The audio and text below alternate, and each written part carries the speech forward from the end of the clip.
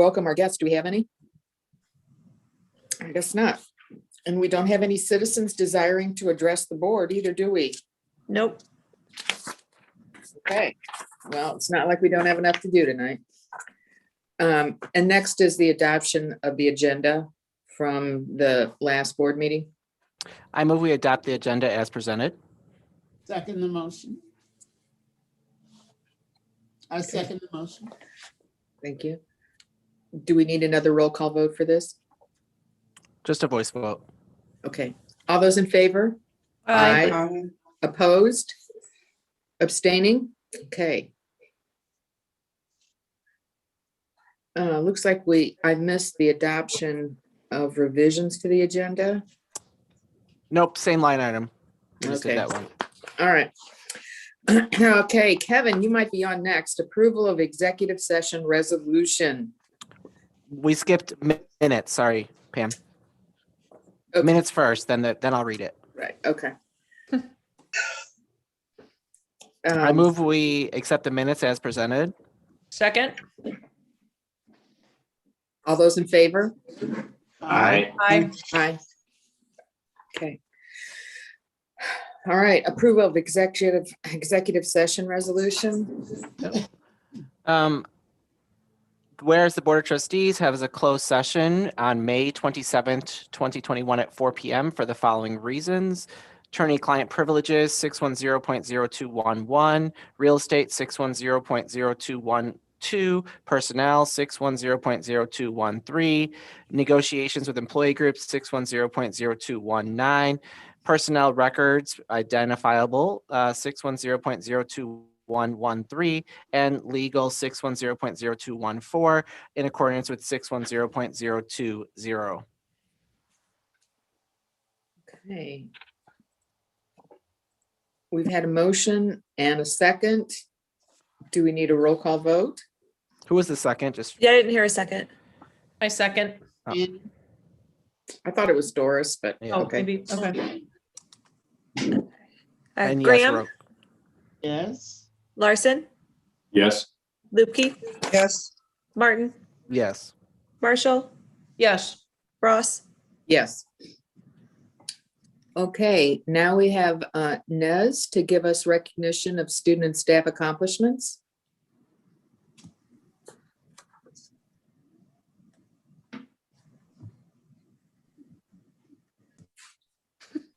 Is she with us?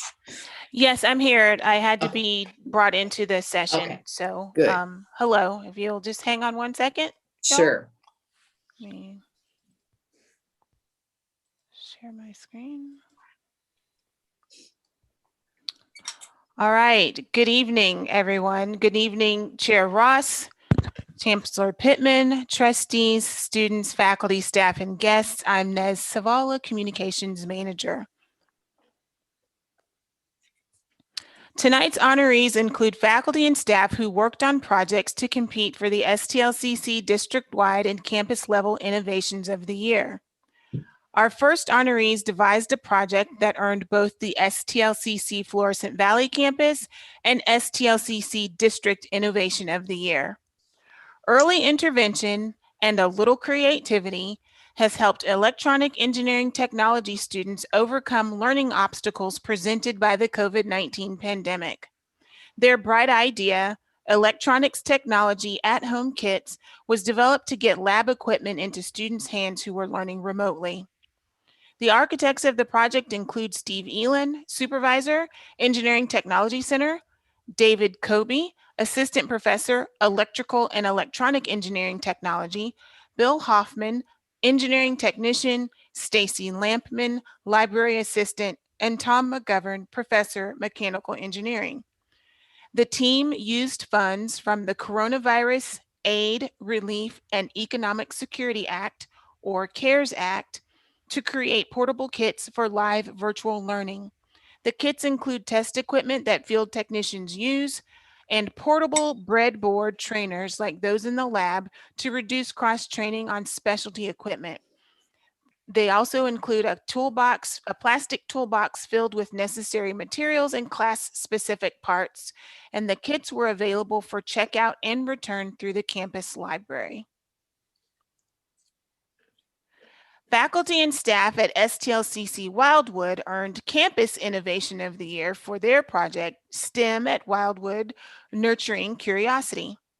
The large-scale, hands-on community event focused on science, technology, engineering, and mathematics, also known as STEM, and offered opportunities to nurture curiosity, enthusiasm, and motivation among future college students, attracting approximately 250 participants. Faculty and staff included in the project include Saeed Chowdhury,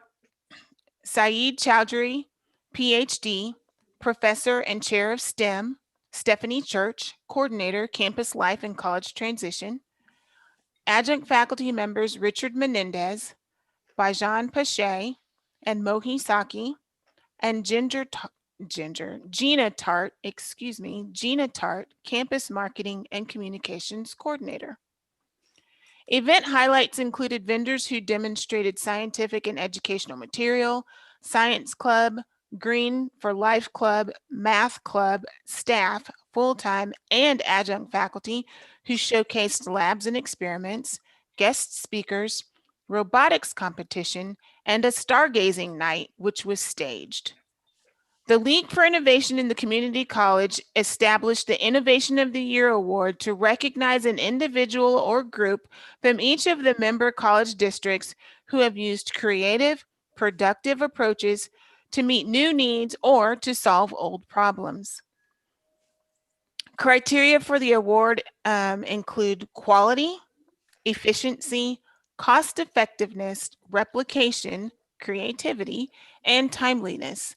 The college has participated in this program since 1983-1984. Congratulations to everyone for their creativity that enhances student learning and community engagement, as well as advances the mission of St. Louis Community College. This concludes tonight's presentation. Thank you and congratulations to everyone. Thank you, Nez. That was lovely. We really appreciate it. You're Please welcome. give our congratulations to all those faculty and adjuncts who helped in this. Thank you.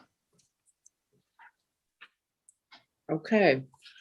I guess we're going to go on to the district plan update.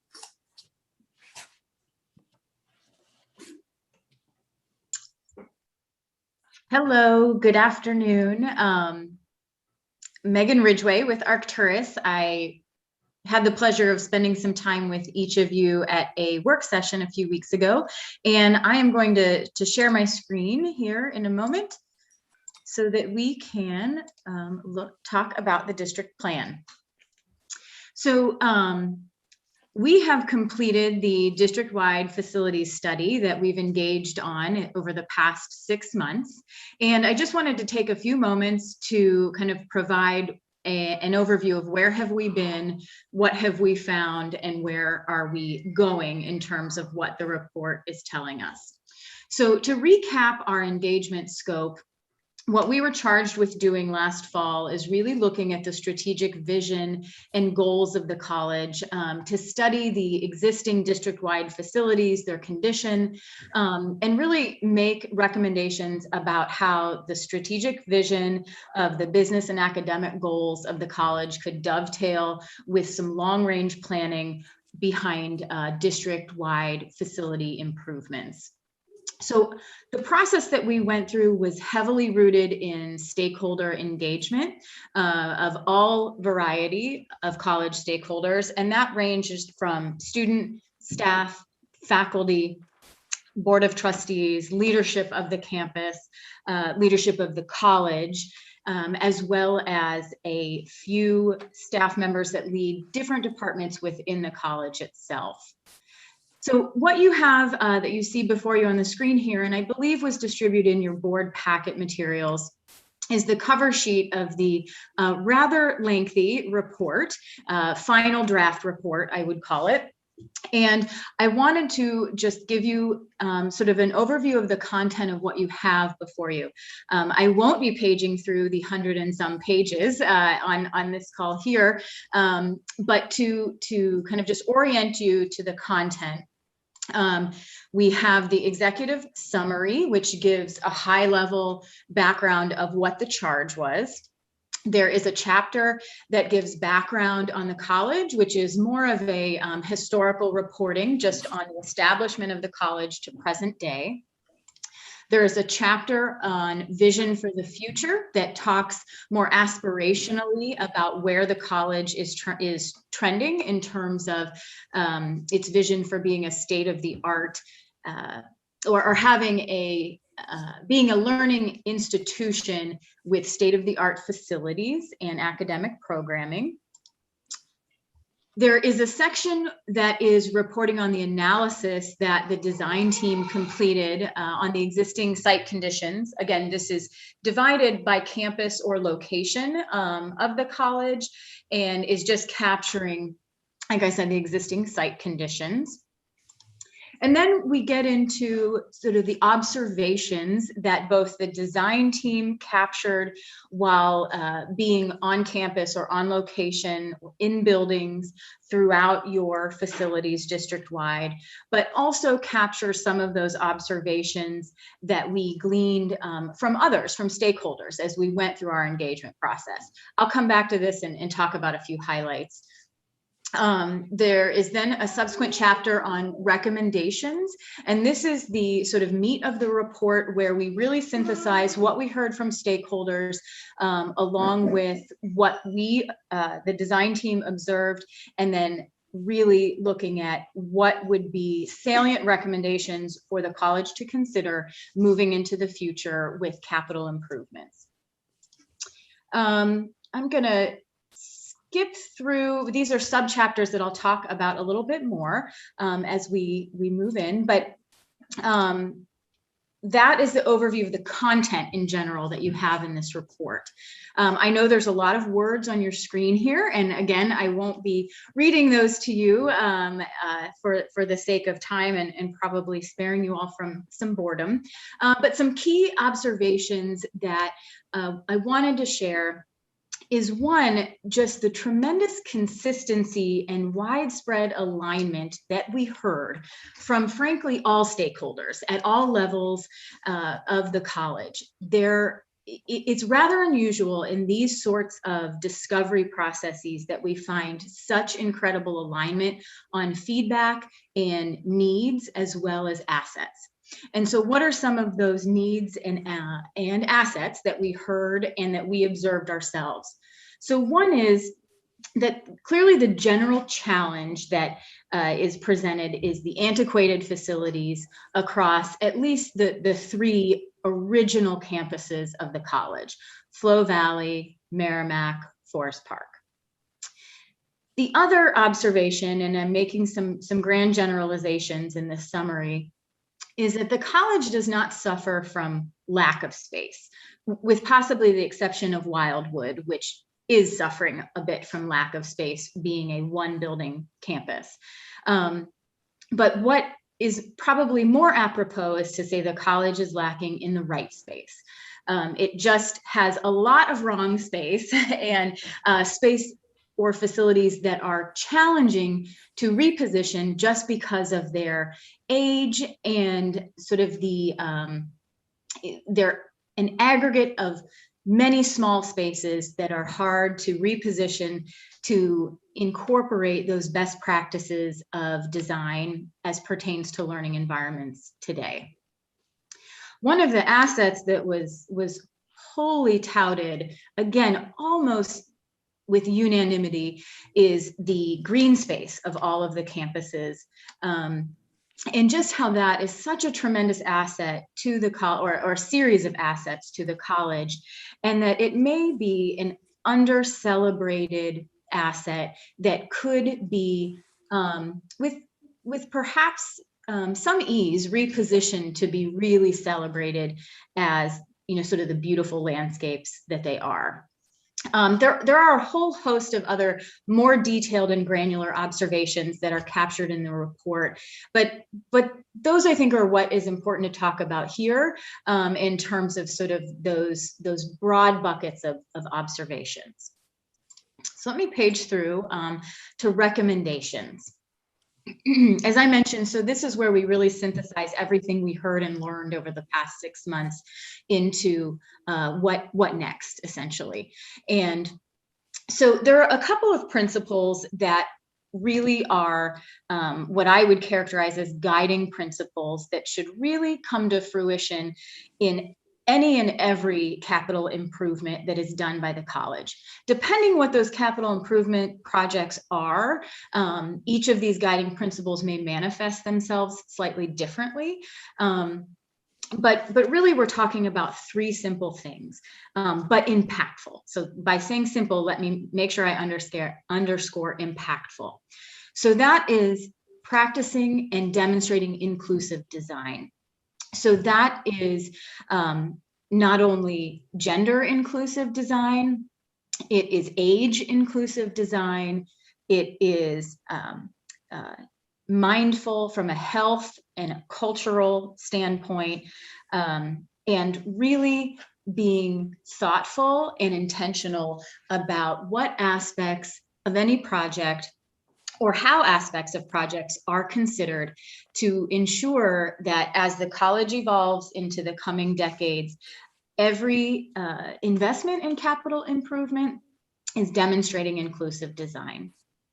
A second principle that is critically important and rather appropriate as we sit here together on Earth Day is environmental sustainability.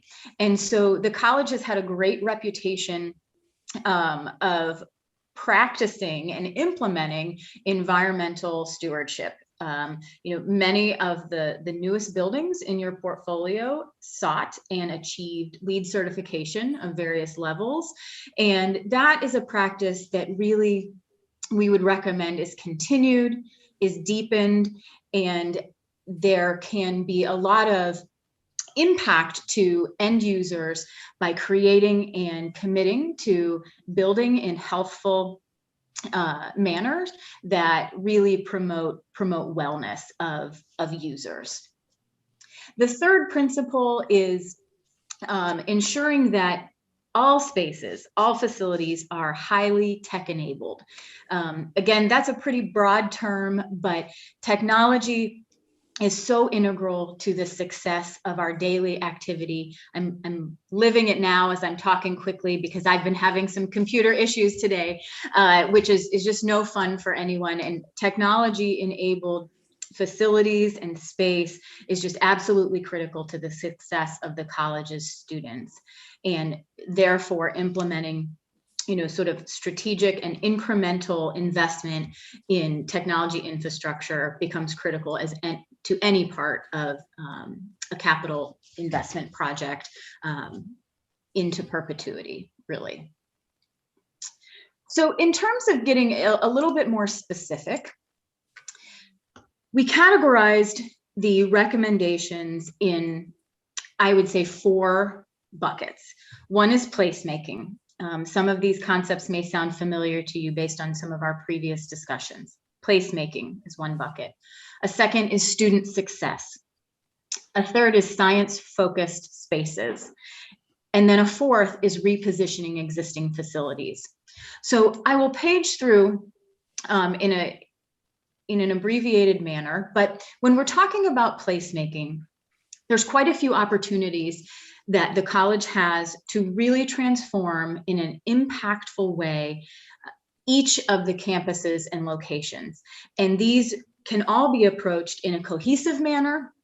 They can be approached in a district-wide manner, or they can be approached in an incremental update manner, depending on what funds are available for improvements and ensuring that any updates are not disruptive to the day-to-day campus life of those that are on campus.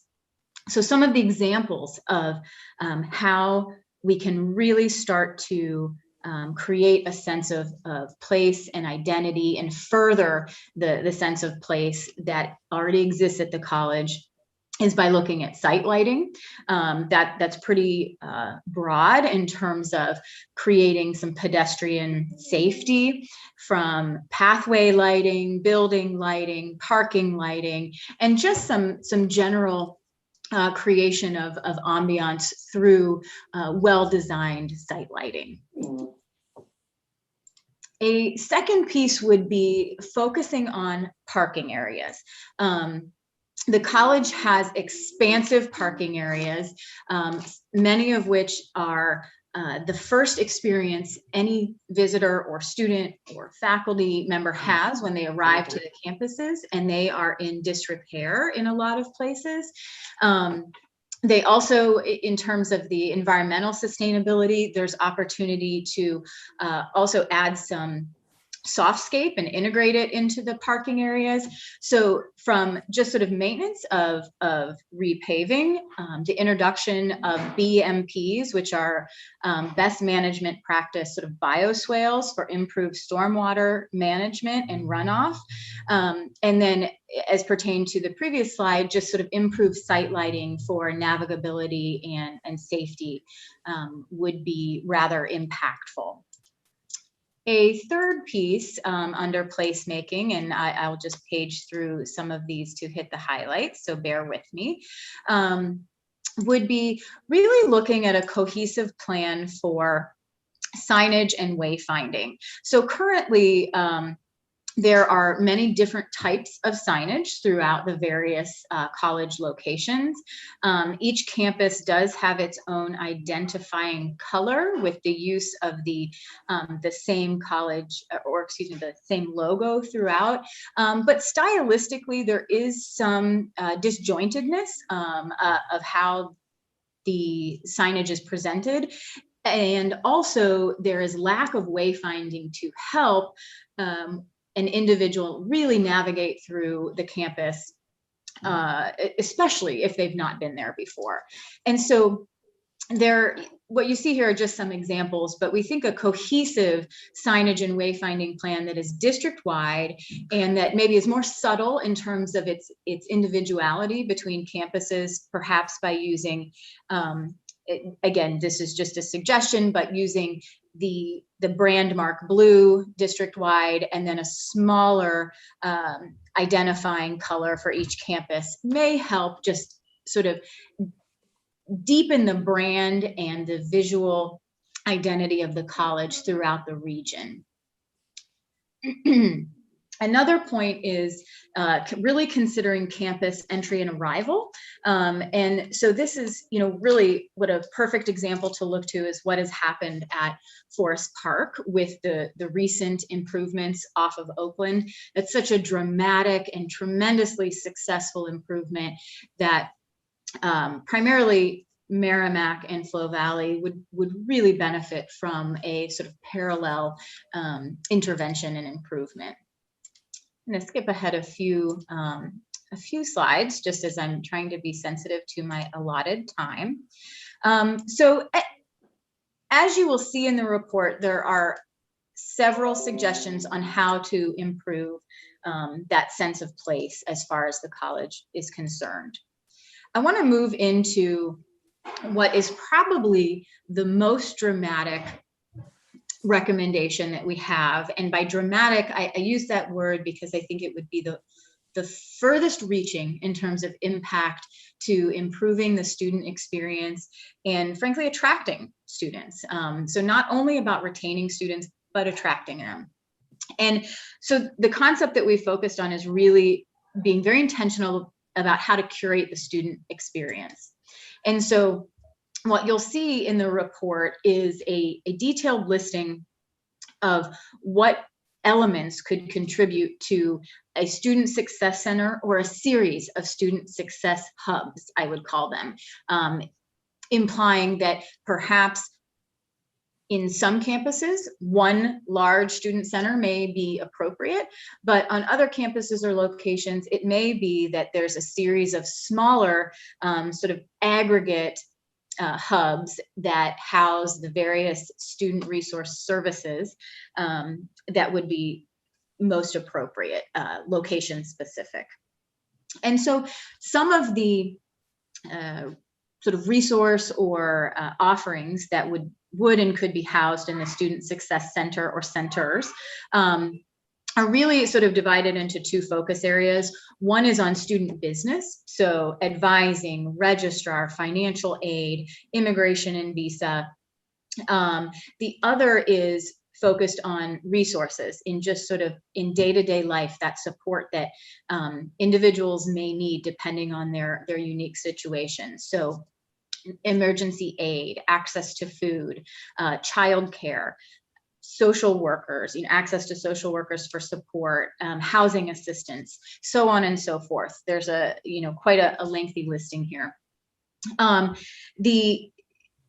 The other piece that I kind of skipped over, but with regards to student business, is what a student success center would really offer is the college to be able to make a very impactful and transformational statement around destination learning.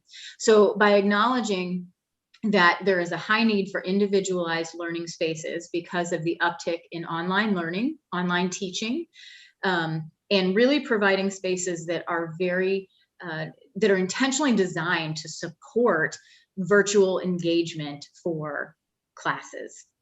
What that also affords is sort of a bit of more interaction between campuses or between classes that are held on different campuses, where perhaps a student may not be able to easily physically be at a campus that happens to be perhaps the furthest away from them from a miles standpoint. However, if they could go to the Student Success Center at the campus that is closest to them, but yet participate in a class that's being taught at one of the other campuses or locations, it brings about a level of equity and accessibility amongst classes that really deletes geography from being any type of obstacle to that access. So what you will see here, that's probably not terribly legible on the screen, is we have gone through each of the 4 main campuses and made a suggestion of where these student success centers could go. In some cases, they're suggested to be ground up buildings, so new. In the case, so that would be applicable for Forest Park as well as Merrimack.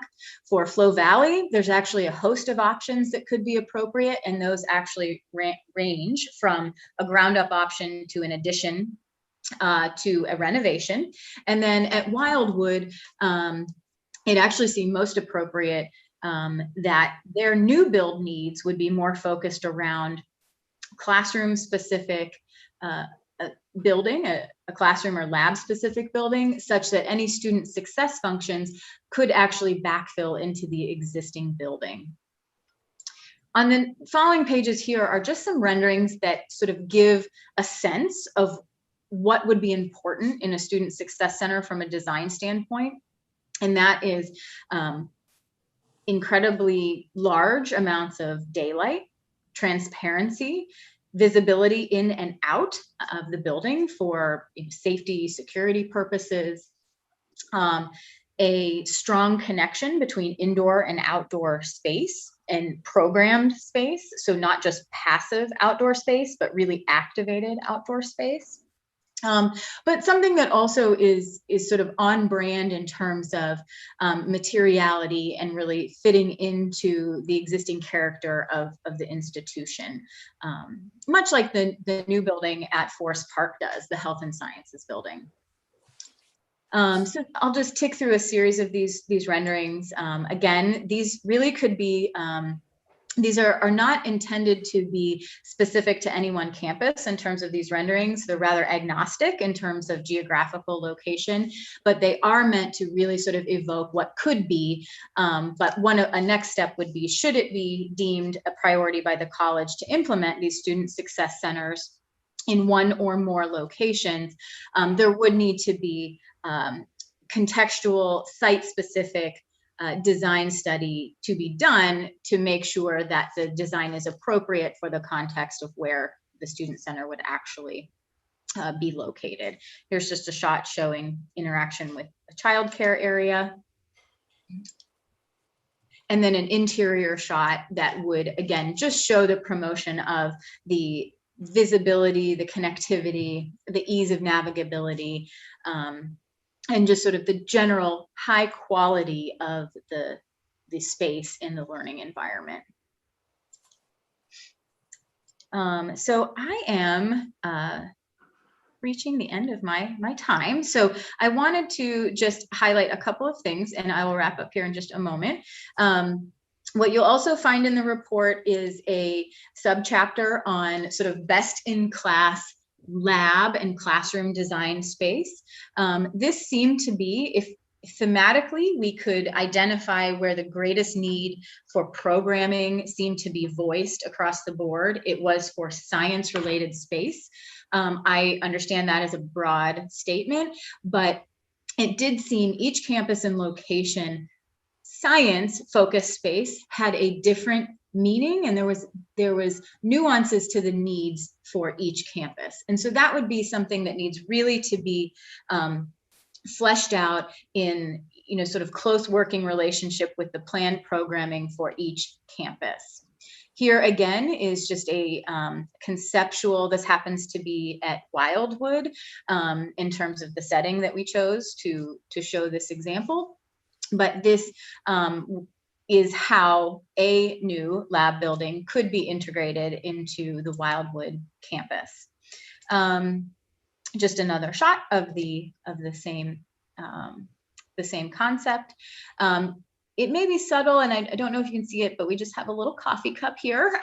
One of the opportunities is also with any new build to always have some element of interactive space or space that could encourage more public interaction. So whether that's a cafe or a kiosk, that is something that really presents an opportunity, even if that program of, and I'll just continue to use cafe as the example, is somewhat tangential to maybe the core focus of the building, as in this example, the core focus of the building is the lab, but yet having a very prominent place within the campus could still be appropriate to have a cafe or something like that integrated at the ground level of the building.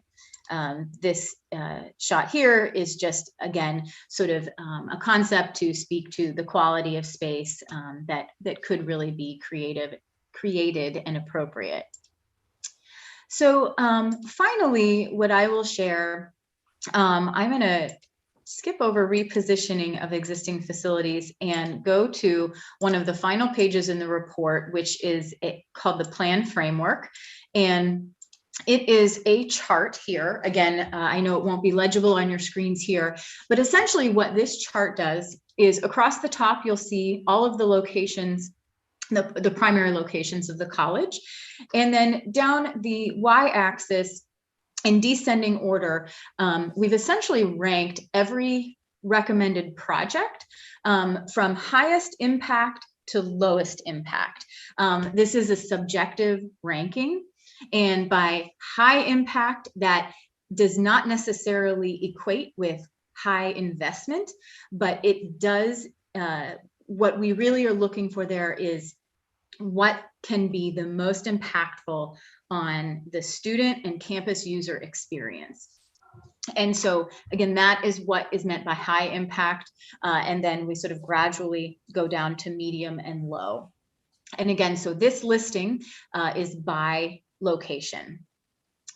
So in conclusion, where we have been, as I mentioned, was, we've really talked to so many stakeholders throughout the college community, and the recommendations that we've put forth here are very much rooted into what we learned from those stakeholders, as well as what we as the design team observed, as well as layering in our recommendations for how best practices in education and learning spaces could be integrated into the college's vision.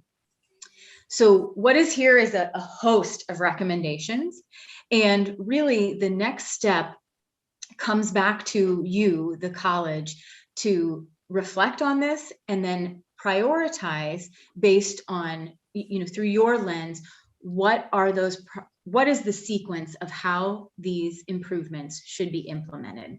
While I would love to say that our team is an expert on the college, and I feel we've done a tremendous job of immersing ourselves into the college community, and by extension, really feeling connected and knowledgeable about where the college is going. Our observations for 6 months can't replace your years and years of tenure and familiarity with the college, and that's why it's really important for you all to reflect on the recommendations to start to inform what the priority projects are through the lens and your experience with the college. So I will wrap up there, and I thank you for the time and the trust in working on this, and look forward to future feedback on the prioritization. Megan, thank you so much. I think that all of us who've looked at the whole report on our board docs, I was so excited to see all the pictures, because I think it really helps us move forward with that vision of what we want these campuses to look like, and how people will see us in a new way, because I think our campuses are in many ways very dreary. And sort of sad when we have so much beautiful acreage that we really just sort of ignore. So I love the parking upgrades, because I think that's really important for so many reasons, but it also, it's so much more inviting than those just awful asphalt, like, ugh. The blacktop jungle, Anyway, thank you so much. And I really appreciate looking at all the pictures of what could be. So it really helps us visualize what we're doing and why we're doing it. So other comments, please? Hi, I'm blown away. I mean, I think that, my dad started at the college in 1964 when it was new. And I remember at the Florissant Valley campus, and I remember when they built the theater department. And so, excuse me, so I remember, even despite the fact I was very small, I remember it being this fabulous new place, and now to see these drawings and these renderings, seeing it new again, but new for this generation, is very exciting to me. The other part of it that I'm thrilled about, excuse me, is knowing that so many of the people that you talked to had the same vision, that we all came to this with very similar need, like similar wants for the college, that we weren't so divergent. And that makes me feel really good too, that it is a community, that it's not just one person saying this and the other person saying that it really is a collective. So that makes me feel really great that this, I wish we could do everything right now. I'm just so excited. Thank you so much. Oh, yeah. Beautiful. I'd like to Beautiful. say, Great job. I'd like to say, great job. I enjoyed the visuals. My goodness, I can see myself walking into those areas, going to the cafe there, getting my cup of coffee or whatever. I remember, like Annie, when it was brand new, first done, and I was just impressed by the towers and everything. I had a good friend who worked over there, Ruth Lewis and Dr. Queen Fowler and Dr. What's her name? Oh, can't remember now. Great person. But anyway, I had to go through these tunnels and going around the bend, trying to find their offices and stuff. But it was fun to me. I was young then. But anyway, her name is Dr. Frederick Witherspoon. That's it. But anyway, to see it upgraded and looking new, I just can't wait. And like Annie, I wish you could do it all at the same time. But I know because of money and all, but great job. Thank you.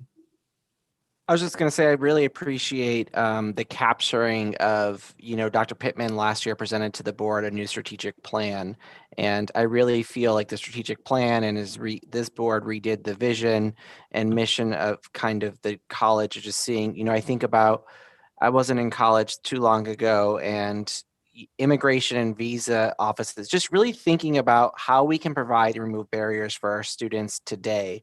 I was truly encompassed without the report of in all of the areas of just thinking about how we can focus on social justice and how we can focus on what's important for what students, the barriers they face today that used to be so much red tape, they would just probably give up of even trying to get the assistance needed, and really just encompassing that of what I would say aligning it truly to our strategic plan and to our vision of what we want to be a premier institution that's top ranked across this country, that's looked at as a model institution. Certainly, I know we have a lot of work to do between now and whatever the board decides to do, but certainly I think these visuals are paramount to help provide that information to our community of like, this is what we want STLCC to be for our region and our community, and this is what it can be. And I think, again, by taking that feedback of looking at each of our campuses and saying, this is what would be offered, this is what would look different. And so we can sell that to our community of, this is how your community part of the region will be impacted specifically. But even thinking, I love the concept of breaking that barrier, particularly the one that you said about like students sitting in different campuses to partake in a class elsewhere, like just thinking about accessibility and really thinking about how to remove barriers. It got my mind going about like, are we going to install cameras in classrooms to be able to broadcast around, like thinking truly 21st century, because our newest campus buildings, Wildwood, even the allied health building, make the rest of the campus look so much more outdated and needed. And even just cohesive signage and getting rid of those ugly green, yellow, blue, orange, whatever colors they chose at some point in time. But I appreciate you capturing the vision, and truly, as Annie said, like the cohesiveness just seems very there across of like, it seems like there's movement and momentum around not just one person saying this is what we should do, but really encompassing what the region is. And St. Louis is certainly a gateway to many people from other countries as well, encompassing that within the project. So I appreciate that in the visuals. Thank you. I wanted to have a chance to thank Megan for her work, and really specifically thank her for her presentation last Friday. We had a chance to have the second meeting of the full Invest in STLCC committee, which is the Vote Yes committee. So there's we're going to talk about that more in this meeting, but you may not see Megan at that time. And I wanted to just tell her how effective your presentation was. We wanted the 30 people who are on that committee who come from, all kinds of roles within our community, headed by Dr. Mark Wrighton, the emeritus chancellor at WashU, and Candace Carter Oliver over at the Confluence Academy. But we had so many people, and they asked good questions, but you did exactly what Kevin just described, which is you took the vision and made it visible so that they could imagine, what are the changes that I would be asked to be supporting, and how will that affect students? And you did a very nice job. And I didn't get a chance at that meeting to say thank you to you, because it was Zoom and we were all moving along, and we wanted people out of there by 9:15. So, and we got that all done. So thank you very much. My pleasure. I think it's extremely important that students realize that we think they're important. So we don't want to put them in old facilities that say, well, these are good enough for you. We want them to realize that there's a commitment to a higher standard for the community college, and that they can be proud of coming to the community college. I feel the same way about faculty, that they can be proud to work there. And what's around you, and external factors, and safety, and light, and modernity speaks more than 1,000 ads could do, and tells these students that they have a quality place, as quality as any other institution to come to. They're not just coming to some old building because that's good enough for you. And all these different changes will change, I believe, how everybody, the faculty, the staff, and the students feel about where they are. So I can't say enough about making these changes, because what's around you is an expression of how much I value you. And I think that's really important for our students. And I think it's important for everybody who works there.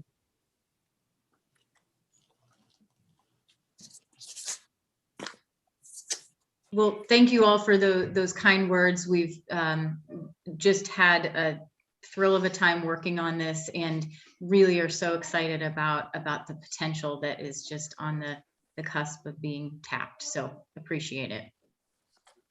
Okay, well, thank you, Megan. Again, we've enjoyed all of your discussions with us, and can see how you all have really improved our vision and really helped us see the future. So thank you so much. Hi, how are you doing? Hold on. Okay.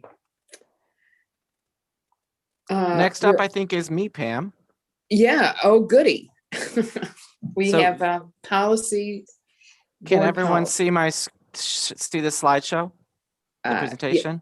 Yes. Okay, so good evening. This is for board information and board action. So just want to make sure that we're all on the same page. So just going to provide some background information here. So in January of this year, the board, we approved a resolution establishing a policy review standing committee, which is outlined on the right side. The trustee members that the board appointed at that time was Mr. G, myself, and Ms. Ross. And then the leadership team members who joined us was Sylvia, Andrew, Jeff, Robin, Lucy, and Paul. From there, in February, we sent an email out to all employees to ask any suggestions to be submitted from any policies in sections A, board procedures, section B, or C. From there, in March, the committee reviewed all the suggestions and all the policies. For those of you who may not remember, last year we updated every policy. And so the work was not nearly as much as it was last year, but certainly was equally as important as we review policies. Today, we're going to do our first reading in lodging. May will be up for approval. In May and June, the administration will work on administrative procedure updates for an effective date of policies to go into effect July 1 of 2021, pending board approval. Tonight, I'm going to highlight the areas of policies that we have changed. Please note there are some policies that content was not adjusted, but rather just some grammatic commas or something along those lines. They are posted on board docs, but not in this presentation. The first one, given that we are now in a virtual world, we want to recognize and put into policy some how to submit comments is going to look different because we have virtual meetings. We've not updated our policy. So we're going to allocate so much time to our public comments, and also have a method for folks to submit comments, whether they're in person or virtual. Historically, when we had in-person meetings, the only way to submit a comment to be read was actually showing up to the meeting and being present and signing in before the meeting started.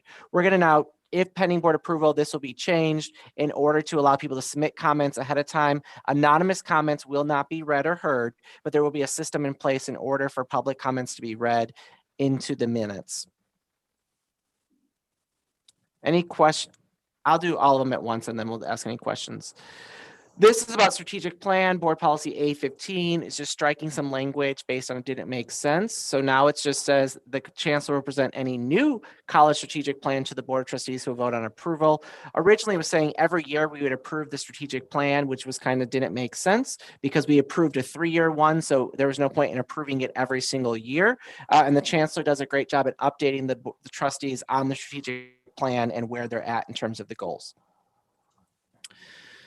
This is kind of the procedure for recognition. So it will be on the Board of Trustees website. There will be a portal that will close at noon on the day of board meetings, and each speaker will have up to 2 minutes.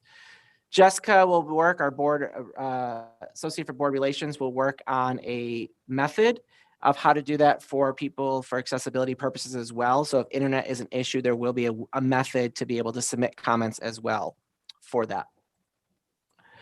The next one is continuing our commitment to equity and inclusion and rewriting this policy and changing it from affirmative action really to a commitment to equity and inclusion.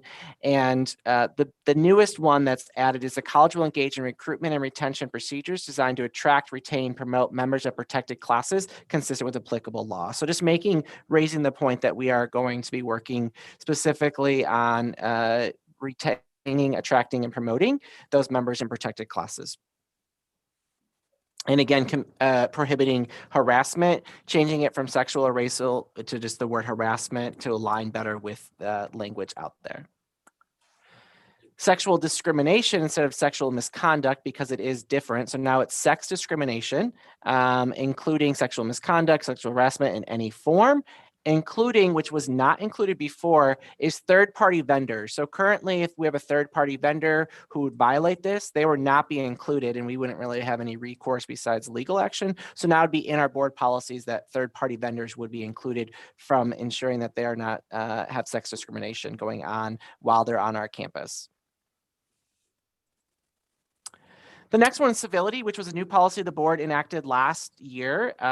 We wanted to continue to highlight some things. And the college recognizes and respects the right to hold and express different viewpoints. However, freedom of speech may be conducted in a manner that does not violate the rights of others to be free from harassment and intimidation.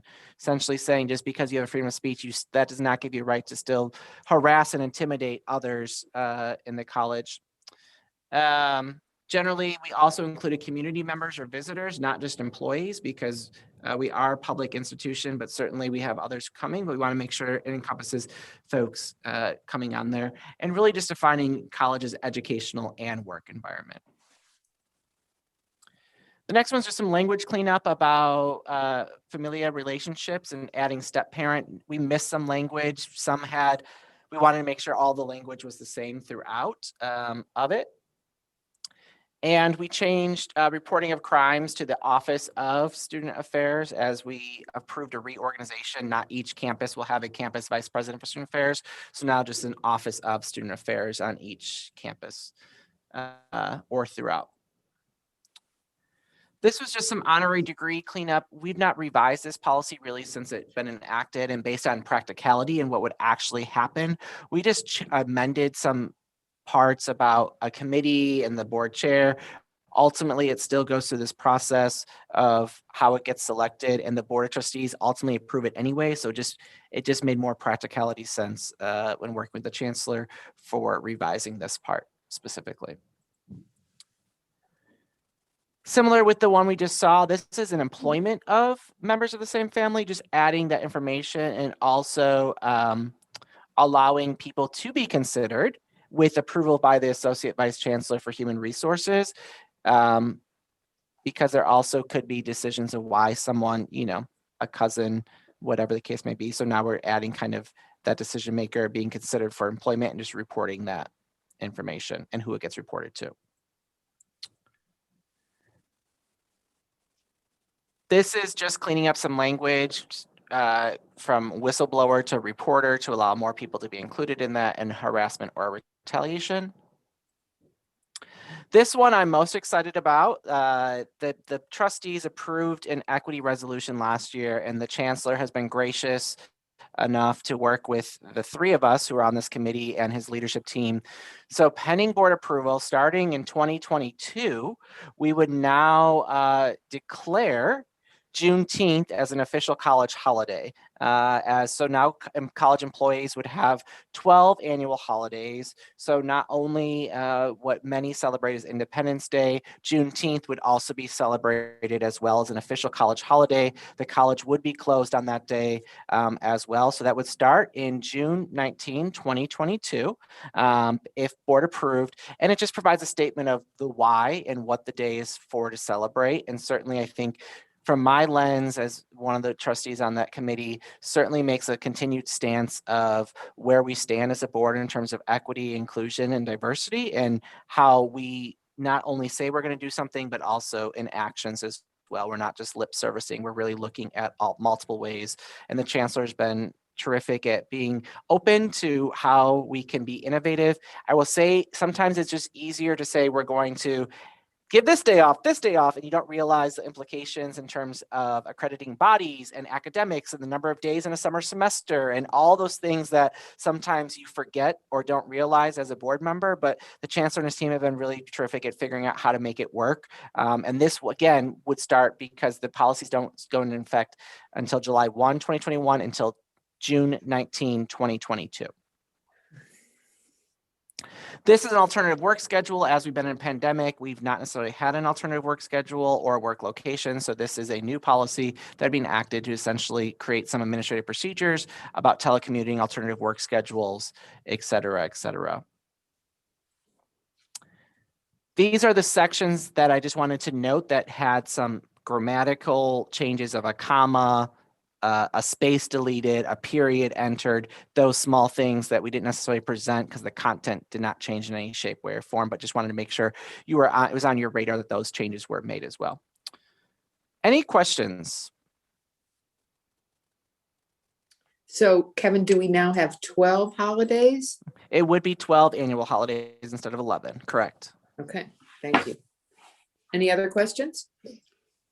I don't know that this is a question as much as a comment, that, you know, maybe a little bit of both or some discussion. I support the idea of Juneteenth. I have no problem with that whatsoever. I just wonder if it goes by a variety of names, and, you know, it can be called Emancipation Day, Liberation Day. I wonder if Juneteenth, I mean, I would defer to others who might be more familiar with it to know that this is absolutely understood to be the day that slavery essentially ended in the United States. Yeah, so I think it's described, Craig, I know it's hard to see on the screen, but it's we gave a specific description about emancipation of the last remaining enslaved African-American people in the United States in recognition of the significance of this event for all people, but particularly people of color in the United States and in our community, in accordance with college commitment to work towards society free of racism and systematic oppression, recognizes June 19th as the Juneteenth holiday, that the day, the official college holiday, in recognition of significance of Juneteenth, departments of college will be encouraged. So it does kind of spell out there what the day is, but certainly whatever all the of name that's is, a great statement. Again, I support all of that. I just wonder if we're going to actually put it on our calendar, if Juneteenth is going to be clear to everyone as to why we're doing it. Because if all you see is a name, Emancipation Day would make sense to me, but, you know, just thought I'd throw that out. And I really do want to thank you for all your work on this, and specifically that particular idea. I think it's a powerful, good step for the college to take. Thank you. Could it say something like Juneteenth Emancipation Day? I think they You could have an list idea, it Doris? Yeah. however they I've want. been holding my hand up for a minute, but I was waiting until Craig finished talking. Oh. When I was in the classroom back in the 60s, 67, 68, my fifth grade classes, they all knew what Juneteenth was. They got the history behind it, why it happened, why it was called Juneteenth, because it took a long time for the people to really get the word that they were free, that it was emancipated. So I like the idea that somebody would say, you, Annie, or somebody said maybe you could have Juneteenth and maybe in parentheses put an Emancipation Day or whatever. But I know for Black people like me, the majority of us know exactly what Juneteenth is. Great, thank you. I suspected that, but I want to make sure that everybody gets it, you know, and maybe even provokes a conversation by somebody who doesn't understand and looks it up and figures out. I mean, anyway, I'm not driving a point any more than that. And again, I just appreciate that we're doing it. I think Kedra probably has some good ideas on how we could promote this holiday and your adoption of it. So we can be prepared for that, you know, and where we would post that information and how we would push it out. There's probably a lot of different venues we could do that. Okay. I want to just interject that perhaps we'd want to wait until the legislature has retired for the year before we talk about it, because, they don't even want us to talk about slavery in school anymore, apparently. They've got some new legislation they want to approve to say, oh, no, we're not that terrible. We're really a nice country. And all this discussion about racism just makes us, so, down on ourselves. So I worry about, what their response. I think your point is well taken. Let's, I assume we're not going to do anything immediately.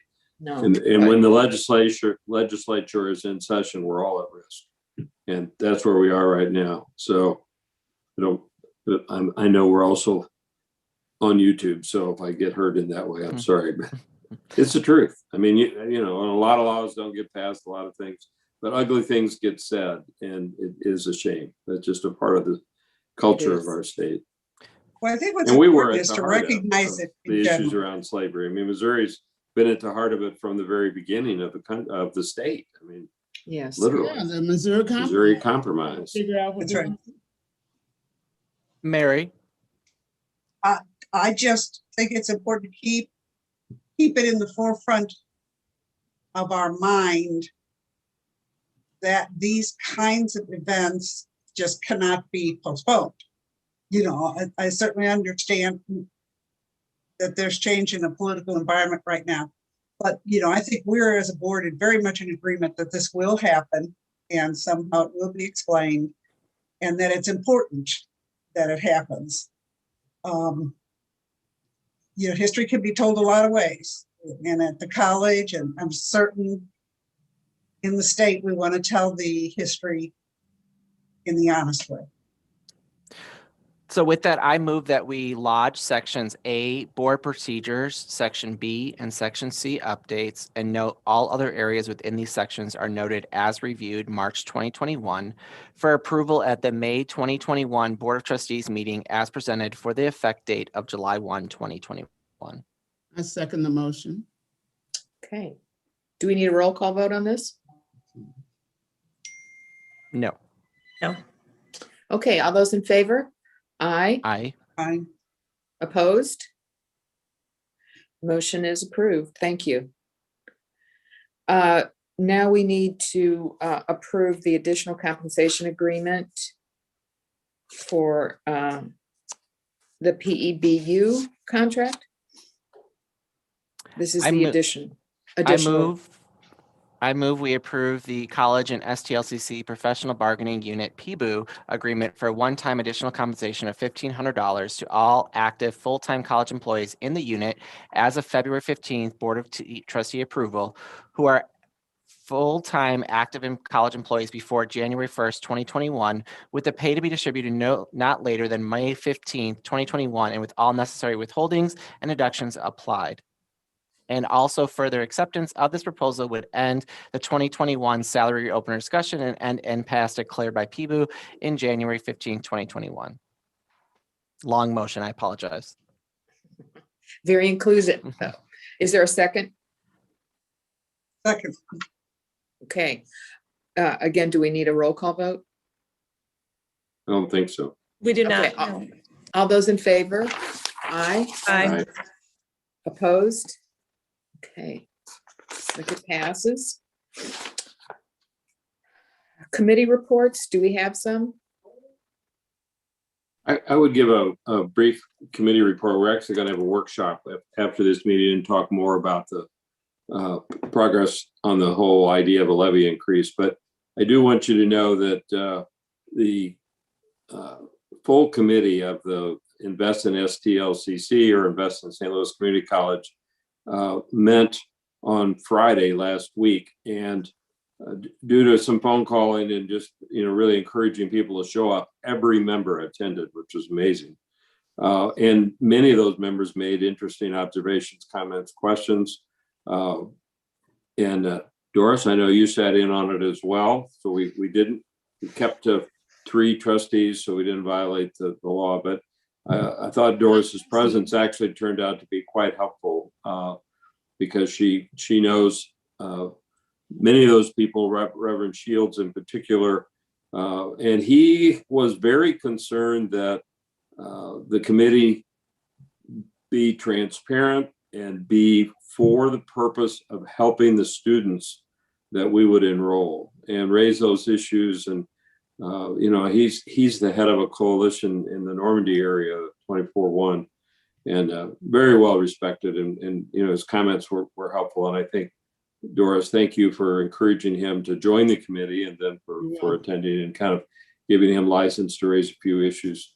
Dr. Suggs also raised a few questions, but we had the head of the Missouri AFL-CIO. We had many folks representing businesses or the civic organizations. Had a great comment from the head of the West County Chamber that she is encouraging her senior to go to Wildwood because she thinks it's a very smart decision and one that fits him well, and really thanked the college for making the dual enrollment a possibility, but also he's not doing dual enrollment. He's just going to go there as a normal student. So it was just a good discussion all the way around, and I think is forwarding what we need, which is the community to think more and more about how important the college is to the economic well-being and to the individual well-being of students who attend. So we will discuss more the survey that is in progress right now. We talked to the committee about survey and got some good questions around that as well. We talked a little bit about using staff and students should we get into a campaign and how that would work, and that we have interest already and kind of thinking about putting that together. And then I gave a brief update that we sent out a request for information to 3 companies, in all St. Louis-based companies, who could help us with the Vote Yes campaign. So they would be funded by fundraising that the campaign does, but would work, in tandem, I guess would be the right thing to say, with KEDRA.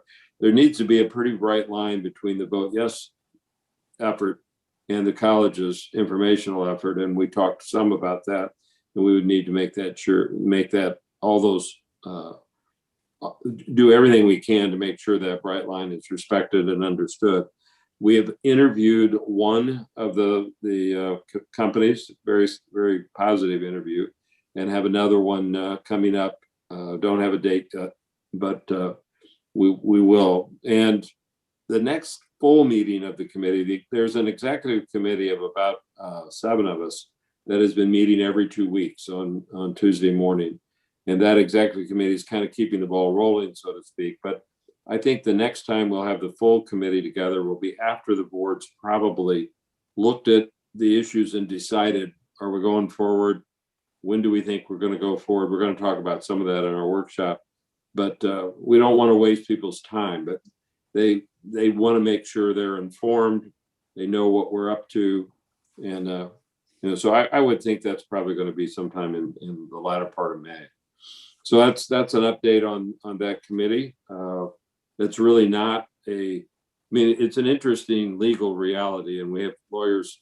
We're pro bono lawyer Margaret Hesse that's working with the committee, and then Lucy, who is our chief counsel, trying to make it clear. But all of us as trustees are not employees of the college, so it's fine for us to be involved in this effort of citizens to support a potential tax levy. But we have to be careful that we don't use college funds, use college employees in inappropriate ways for that. I mean, that's just part of the legal system. So that's my update. Thank you. I'd just like to add that we probably don't want to have a trustee listed as a executive on that committee. In other words, not the treasurers, not, right. So just not be filled by trustees. All that's already in place. So I'll just say, because your point is very important. The committee is chaired by Dr. Mark Wrighton and Dr. Candace Carter Oliver. Deputy chairs are Paula Savarino, a retiree, and Craig Larson, a trustee, deputy chairs. The treasurer is Margaret Peg Mooney, who's been involved in our foundation for a fair amount of time, but is a 42-year lawyer at Lashley & Bear, well-known, well-respected. And then the deputy treasurer is Patty Bedborough, who's the current CEO of Parkway School District and has been a CEO for 20 some years in different districts. And only those two treasurers have authorization to either deposit or spend money. So we were very careful to make sure that there's nothing that can happen that it messes up the good news that we're trying to sell to the community, because people wonder about the legitimacy, the use of funds that the committee would raise and so forth. We've also agreed that we will raise money on a kind of as needed basis rather than go out and ask for a bunch of money and then put that into a pot. We're interviewing these committees, get an idea of what it's actually going to cost us to have the help we need to run the campaign. We're not going to even ask for money until we know we're going to move forward and kind of know the timeline of all of that and so forth. Then I hope I said all that in response to Pam's very smart suggestion that we're careful, because that's exactly right. I think this is an effort that people will really support. And about the only way I think we're going to lose it is if we do something stupid. So we won't. Okay, thank you, Craig. Are there any other comments about the committee report, or are there other committee reports that someone would like to talk about? Okay, and as we move to the consent agenda items, are there any items that someone would like to remove from the agenda? If not, I'd like to entertain a motion to accept the consent agenda items. So moved. Second. I did have one comment, Madam Chair. Okay. I just want to, again, I always like to point out and give credit to the finance team, has done a terrific job again of getting MBE and WBE bids and awards, and certainly just want to thank them for their continued effort. As I know the board has, we set some goals around there, and as I look through, that's one of the things I certainly look at. And even some of those who weren't fully WBE, MBE, I saw even part of the contract was going to subcontractors of that company for WBE. And so I just appreciate the focus and the effort of making sure we are getting minority and women-owned business enterprises an opportunity. And I appreciate that, and just want to make sure I know I notice it and want to make sure the rest of the board notices as well. Okay. And again, do we need a roll call vote on this? We do not. Okay. All those in favor signify by saying aye. Aye. Aye. Okay. So moved and passed.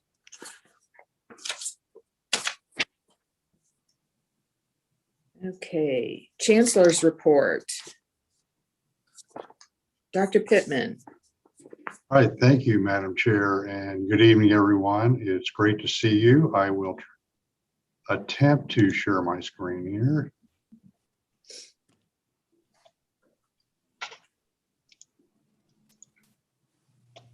Can you all see my PowerPoint? Yes. Yes. All right, very good. Well, just a couple items here. I'm just so excited about all of the effort that marketing communications has been working on. And I'll just kind of touch on three areas right now. The first is enrollment. The second is branding, and then talk to you all a little bit about expanded efforts that we've had in marketing. And we've done a lot of things in the college to really push the guided pathways and student completion agenda. And I think we're to the point we could really hit the accelerator on marketing the college and probably more boldly going forward. So starting out, we currently have an enrollment campaign underway. It's the Come As You Are, See What You Become Summer and Fall Enrollment Media Buy. So that just started last March and has kicked off in full yet this month. So you can see on this slide all the different platforms and media that we have used or are currently using, including geo-fencing for our advertising campaigns. And we're also doing some comprehensive advertising plans with the St. Louis American. And you've just approved in the consent agenda 2 contracts with the Business Journal. And those are funds that we'll use for my strategic initiatives fund. And the first is to really promote finishing out our strategic initiatives campaign. We have about $1.5 million to go. So the Business Journal actually has a plan to assist with fundraising. And it's basically, we'll have the opportunity for several full page ads that will feature some of our donors, that will talk about why they provided funds and significant funds to the strategic initiatives campaign. We think that's a bonus for a lot of things that will get the word out in the business community about the success we've had with fundraising. And we also have several asks out right now with a lot of companies that we're hopeful will be encouraging to anyone who's contemplating a gift to St. Louis Community College Foundation. The second item is, I believe it's called INNO. We will be one of, I believe, 5 or 6 foundation members for this effort, and it's a year-long effort that promotes startup companies, innovation in St. Louis, things that are going on at Danforth Plant Science Center, and things that are going on at Cortex, for example. So that's a great initiative that we're focusing on. So a lot of expansion in the social media platforms as well as the traditional media. The branding campaign that we're running concurrently with the enrollment campaign is entitled Education for Life. And it's running on not quite as many different media resources, but it's including, and they've reshot a lot of the commercials to comply with COVID-19 protocols, which is probably important in this day and age. But that begins on May 3rd. So you'll see an uptick in all the marketing that we're doing and focusing on branding, really our strategic plan and what all the trustees have been working with us on and moving us forward with all these very broad initiatives. So that's very, very exciting. And I also wanted to share with you, Paul Zeke and I got together earlier, and we sent or expended or dedicated a lot of additional funds to marketing for even this year, and then we'll do the same thing for next year. So you can see some of the things that we're focusing on. I mean, including billboards, radio, television, really focus on expanding our African American student campaign. I'm in conversations right now with the Urban League to see how we can partner and expand efforts. We recently meet with the leadership, for example, of the Family Youth Center or the Youth and Family Center, downtown St. Louis, trying to find out ways we can get the word out about the college and all the incredible career opportunities right now, even with short-term training programs that students can pursue. So we're really going to be pushing, you're going to see us really push marketing over the next 12 months. Some other things that we found very successful is the Take a Class on Us. We're seeing an uptick in enrollment for both the summer and the fall at this stage. We think that the Take a Class on Us is really helping with that because there's really no excuse financially for a student not to enroll at St. Louis Community College now because of Pell, A+, now with CARES funding, soon to be Carissa funding, and several things that we're doing to provide all these grants for students. Not to mention another example is the $1 million grant from Bank of America that provides students with paid internships so they can actually earn money while they're going to college. So those are all really exciting efforts that are underway. And I believe we're seeing some positive results with our enrollment already with the efforts that are underway. I had already mentioned some of this, but I don't mind repeating it because I think it's incredibly important. And I think we need to come up with additional funds to expand this model. And Christine Davis, our Vice Chancellor for Student Affairs, has done a great job leading this, but this is a comprehensive effort really targeting African-American men in the St. Louis region. It's a cohort-based approach, so we're bringing a group around 100 students together from Forest Park and Flow Valley. And I believe it's over a 6-week period, really focusing on those skills that students need to be successful in their program. So we call them metacognitive skills. It's basically assisting students understand when they start running into barriers and roadblocks, what they can do next. You know, they don't get stuck and stop like so many students do. So this is a kind of a movement across this country right now. It's a best practice occurring at all the guided pathways community colleges. We're also focusing on math skills for students, because that's where a lot of students get hung up and don't finish their degrees because the difficulty they encounter with math. So we're spending a lot more time on the front end working with African-American males to help them understand how they can succeed and the types of things that they can do if they start running into roadblocks or issues. So we're really interested in this, and we'll be watching this occurring over the summer. Couple other things that we're working on with the summer. I wanted to share with you the type of modalities we're in. As you know, for the fall and spring, we are primarily virtual offerings, and we're going to be doing the same thing in the summer and offering primarily online or live virtual lecture or hybrid types of courses. But we will be engaging more in the fall semester with on-ground or face-to-face classes. So we're starting to ramp back up and bring more people on the campus.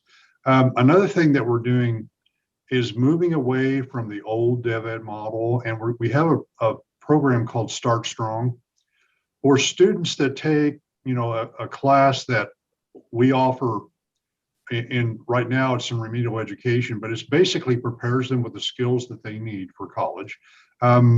Also, for students that need to take to see placement in math or language arts, we're going to be lining those students with our new co-rec model in developmental education. Co-rec means that they'll be enrolled simultaneously both in a remedial class and a gateway general education course, like in English or in math. So they can actually achieve a lot of college credits that first semester. There has been an incredible improvement in completion rates across the nation with this approach. So I really want to applaud the staff and the faculty that have been working on making this happen. We're also working on weekend and evening path scheduling. So students that want to go just on the weekends or just on the evenings can complete an entire degree along that line. This next slide shows, and I know this is really an eye chart, but if you look at the bottom right-hand total of 55%, that's the number of classes that we'll have on campus for the fall semester. So that's an increase from about 30% for the current semester. We're in the spring semester. So you can see that we're starting to migrate students back onto campus. We're also guaranteeing students that we will not cancel classes. So this is really the first time that St. Louis Community College has tried this, but I hear it over and over that from the faculty and from the students that a lot of challenges they face is the fact that they get enrolled in classes and we cancel the course section. Right. We're utilizing some of our CARES and CARISA funding, and we've set aside funding in anticipation of this. So this is a pilot, and we'll see how it goes, but we're just incredibly excited about this opportunity to see how it plays out. Finally, since we talked about facilities at length with our district-wide facility plan, I just wanted to show you some of the things that are underway. And it reminded both Paul and I, we were texting during the presentation, that anything we do now with renovating any existing space needs to align with this broader plan, or we shouldn't really even be doing it. I took Megan's points very well that we have a lot of spaces with very small and unflexible rooms. So we need to think about how best to do this renovation. I think we're safe in some of the general classroom buildings that you'll see on this list. But signage, for example, if you look at the work at Forest Park, which is the first group of projects, they're the last one is the signage system. Anything we do needs to align with that plan going forward. We all know about the Forest Park Child Care Center, and that's grant funded, but we're getting underway with that soon. We're already working on building out the 4th floor of the Center for Nursing and Health Sciences. And that's been done in really collaboration with BJC and some of our other hospital partners in regards to what types of programs that they want up there. We're finally going to complete the electrical substation repair at Forest Park. You remember we had that burned down a couple of years ago, and we've been kind of in temporary mode. That'll really improve things in terms of the appearance of that campus. And we really need to do something with the old plaza. The old plaza at Forest Park, God bless it. I mean, it just needs a lot of help. And I think about, listening to Trustee Ross talk about urban gardening and green spaces, and boy, there is plenty of room there. There's probably over a couple acres there of cement that we could do something else with that would look much more environmentally friendly and get more individuals involved with our college along those lines. A couple of things I'll touch on here. Flow Valley, we're looking at doing some pretty significant renovations in the humanities building. And of course, we're moving our new Bachelor of Science degree program in respiratory care there. In Wildwood, we're looking at building out some testing center study space and faculty office space. Quite frankly, we're out of room in Wildwood. We really need to do something there. And if we're fortunate enough to get trustee action on going after a tax levy increase and actually get it passed, that's a campus that really needs some expansion. All right, that, Madam Chair, completes my report, subject to any questions. Okay, I have one question. Could you define geofencing?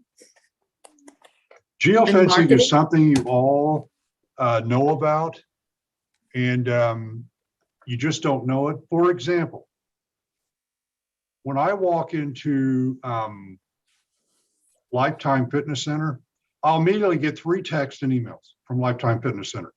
I mean, they learn what your lifetime habits are. If you get into your car, for example, when I get in my car tonight, it will say your drive time to your house is 30 minutes. So in a lot of ways, it's kind of, it's thinking somewhat for you, but it's presenting all these opportunities to make people think about opportunities at St. Louis Community College. And those are groups of people that we define, like our students or prospective students that we go after, or students that have applied for the college, that they can create those kinds of opportunities. Kedra Tolson could explain this a lot better than I can, but it's basically a concept that most modern advertising is pursuing. I mean, anything you're doing around, if you walk into, for example, again, if I walk into Brooks Brothers, I'm going to get 3 coupons from Brooks Brothers for whatever clothing I might be interested. They even seem to know what clothes I want to buy. So it's really kind of an incredible phenomenon around artificial intelligence that you're going to see continue to really expand in the years ahead. It's changing the whole game. Pam, also, if your granddaughter ever uses Snapchat or anything and happens to, like, let's say, go to an area and then she'll get a Snapchat filter, it's based on the geofence of like that area that built it. So you can target very specifically and say, I want to target this race, gender, whatever. And, the cell phone collects every piece of information you ever didn't want to share with anyone. Right. It collects it all and can use it to its benefit of advertising and certainly marketing, very targeted to make sure you're not wasting those precious dollars because every time, like, for example, you have a YouTube ad, every time someone clicks on it, they charge you, right? And so you want to make sure you're being very specific of who you are trying to target. Good or bad, the world of the internet has a lot of data on you, more than you ever want to share. They probably know how often we go to the great bathroom. presentation on how to use geofencing for enrollment. One of one of the ideas was send all the workers at Walmart essentially an ad that says, have you been thinking about going back to community college to get a better Yeah. job? Or, you have to kind of word it appropriately. But then the idea is if they click, well, I might be interested, then you got them. I mean, that's sort of how the world works right now. And then you put them in your follow-up base and say, well, you said at one time you might want to go to community college. Have you enrolled? Have you started the process? Can we send you, a connection to an advisor, or, that kind of thing. So I really think that's going to be the future of how we're going to reach out to a lot of folks. Okay, well, appreciate all of that, education. Now let's see if we can use that term with conversations of people who don't know what we're talking about, so we can look really educated and smart. Okay, thank you. I'd like to give my final report as board president. I joined this board a little more than 4 years ago, and I sat on the foundation board for about 4 years before that. And my impression of the college was sort of disheartening, because I was explained that the foundation wasn't going to build any more buildings. We were going to help students, and okay, but it seemed like there was a lot of controversy when I came on. And so in 4 years on the board, what I've seen is when I went to my first ACCT meeting, they talked about, for new trustees, well, you should try to all agree and have unanimous votes. And I thought, well, I don't know if I agree with that. And so now I understand what that means. And I've come to realize through trustees like Craig, who had much longer time on the board than I had, that we have a uniquely cohesive board that's a very hardworking, with people from different walks of life, which I think has really benefited all of us. I mean, that we have, that Kevin has done so much work on the policy, which was tedious, so tedious, took, hours and hours. Craig is working on, the campaign. Again, a lot of hours go into this. Annie and myself working on childcare for a long time. I mean, so many things have actually occurred because of how hard this board has worked. I think that we have, diversity on our board. So when we need somebody to think through something that we're about to do, we have people on the board who have that expertise, and we can talk about it. And just so many people on our board have really been with us for a long time. Doris has been with us for years, has a whole different perspective because of who she is and how long she's been with us. And now Mary coming on the board as a former faculty member who understands a lot of the issues that some of us who are not, faculty members would not understand. So we have so many different viewpoints, and there's just such an improvement in where we're going forward. And the other thing is that when I was on the foundation board, we had an interim president, and now we've had several years with Dr. Pittman, which we've not had in the past. We've had a lot of disconnected leadership. And so what I've seen as president is that we have a cohesive, hardworking board that really can work together in ways that are coming from different views, but agreeing on how we're going to move forward. So I think that has been really a source of great, I guess it's hard to put my finger on exactly what word I want to use, but we've managed a great deal of change and progress. Sometimes change is not progress, but we have managed to do both. And I just feel very confident that this board will continue to make a lot of progress. And looking at those pictures of how our campuses could and will look, and looking at that new building at Forest Park, and now a childcare center, there's so many things that have occurred.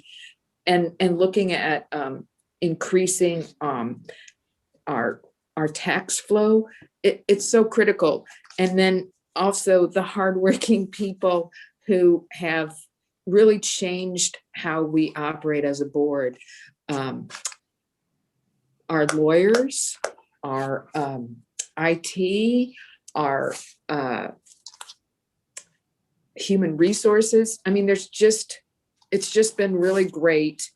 And we've done a lot of things that we should all be very proud of. So I guess that was kind of a long-winded, but this is my last one. So anyway, I'm very happy with our progress and where we appear to be going for the future. So now we have other board members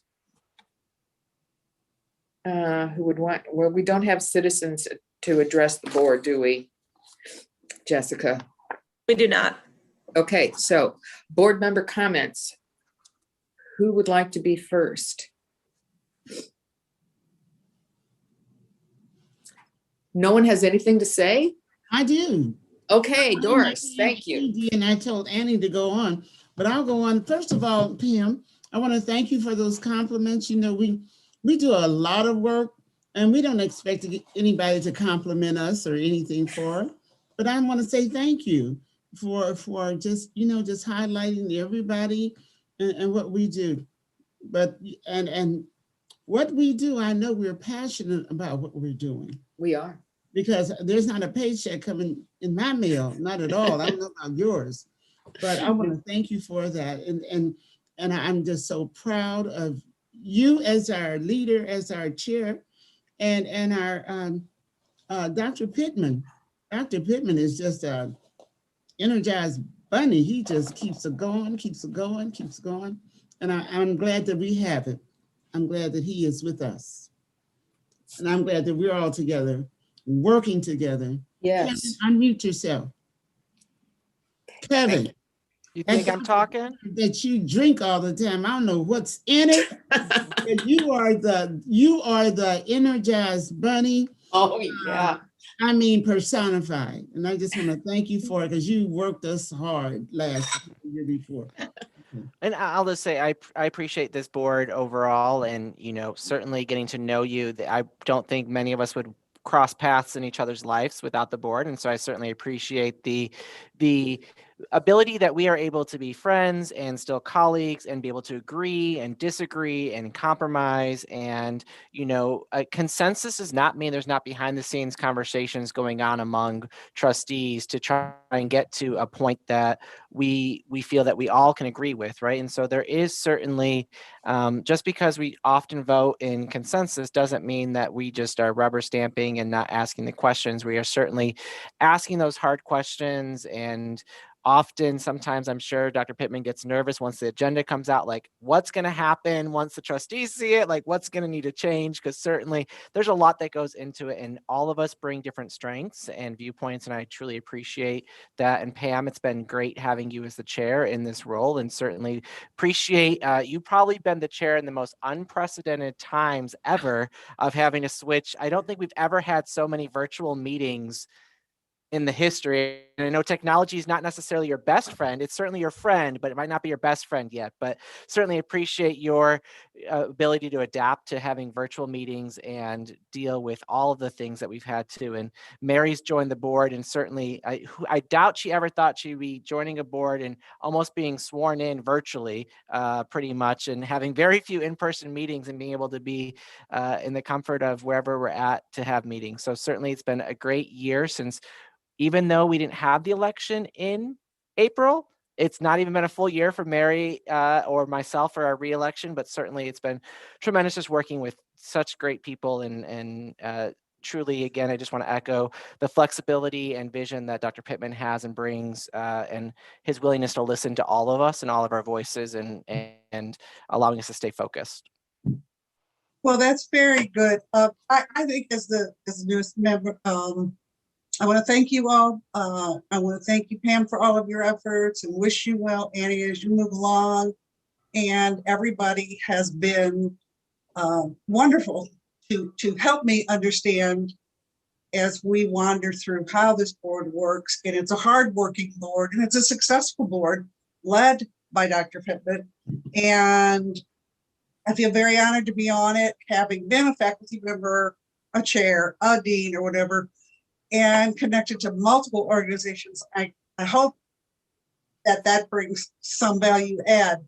But you all have done the hard work that I'm seeing right now. And I belong to an organization whose motto was honor the past, serve the future.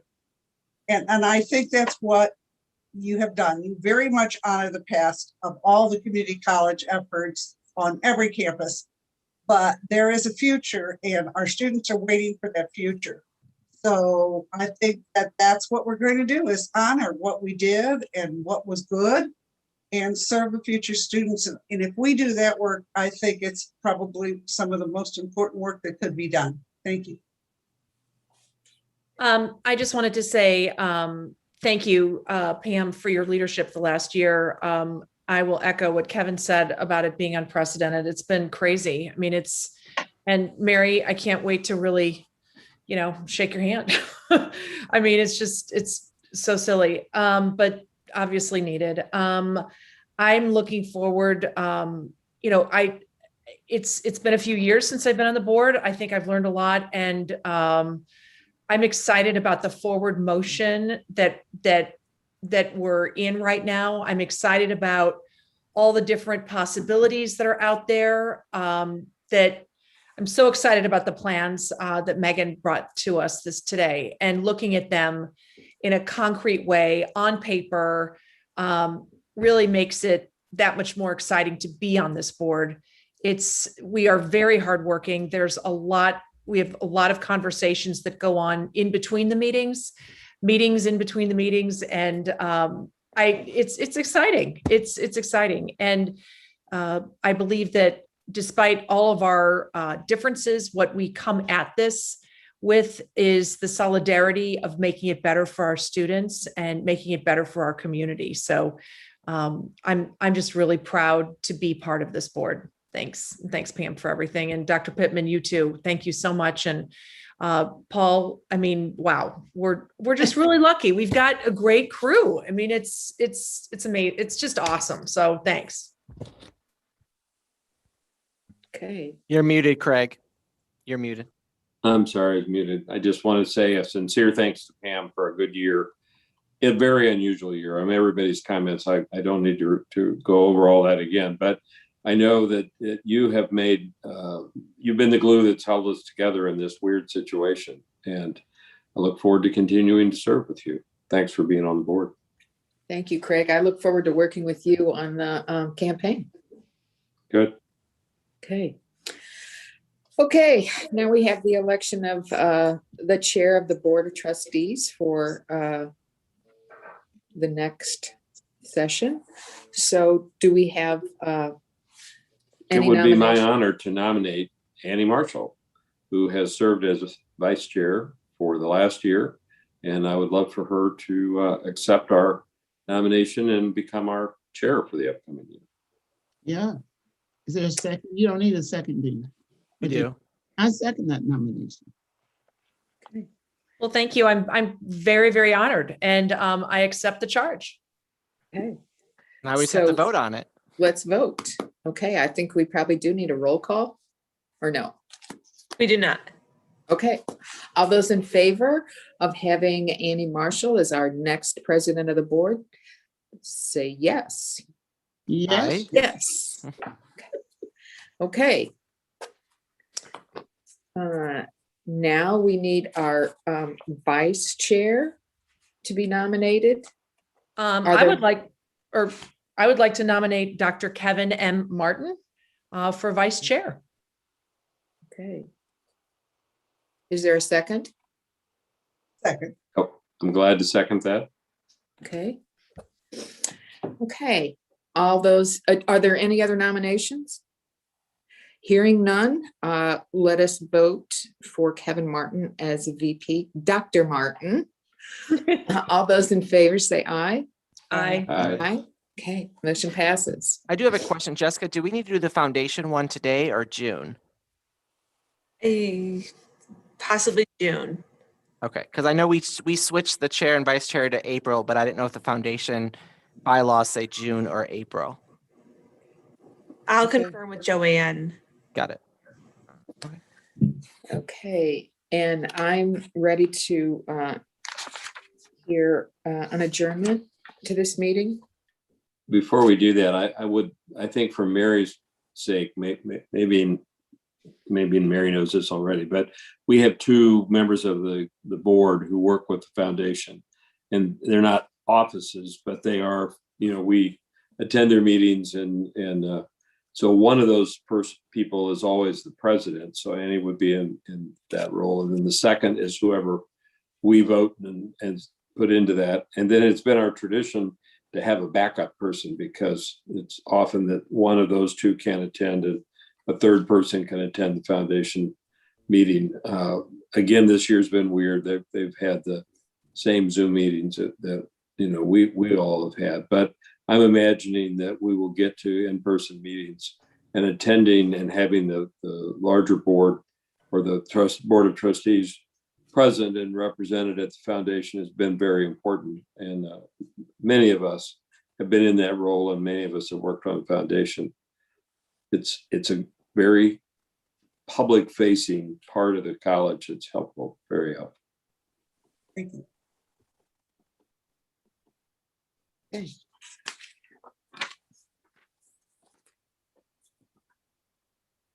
Do we need a motion to adjourn? Yes, we do. I would offer that motion. Okay. Second. Okay. All those in favor? Aye. Aye. Okay. And now we're going to our workshop.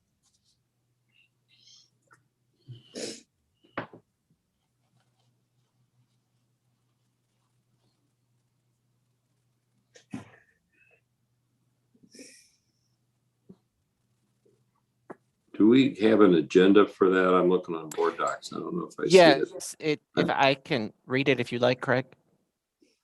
Well, I've seen a It's- draft of it. It says vote yes, committee update, patron insight, external survey and student survey, review of RFPs for campaign consultant, fundraising efforts to date, and discussion of process regarding board action and ballot item date. Those are the order numbers. Okay, And who's supposed to be doing this? there you go. Okay. I don't know that I have, if it's all right, I'll just say, I don't know if I have anything more to add to the vote yes committee update. I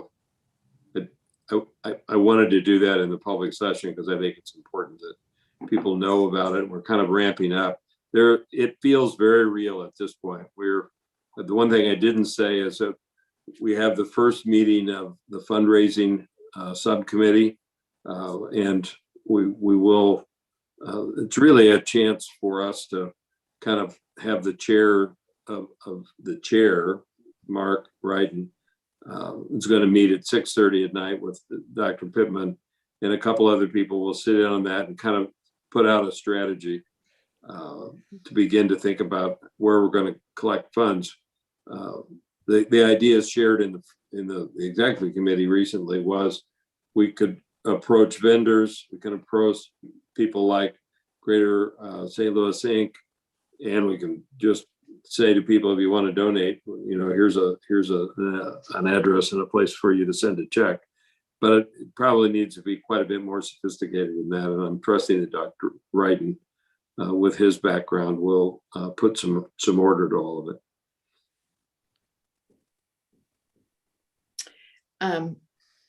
Craig, I think I've mentioned to you, I'm not sure that I've mentioned this with other board members, but I have done political work for the special school district and other traditional political campaigns.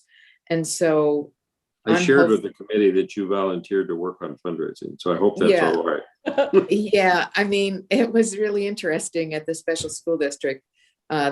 Their folks didn't want any of their vendors to be contacted, which made no sense because that was the only place they were gonna get any money. But anyway, so there's a lot of details and issues, but I think that we should be fairly successful at fundraising because of the people that we have on that particular campaign committee. So I can't say I'm not worried about it because I'm not a great fundraiser and I worry about it, but I do think we've got the right people, and you'd be one of them, working. And we've got some time because I don't think we really want to go out and ask for checks to be deposited until we have a pretty clear understanding as a board that we are going to move forward and what that time frame is.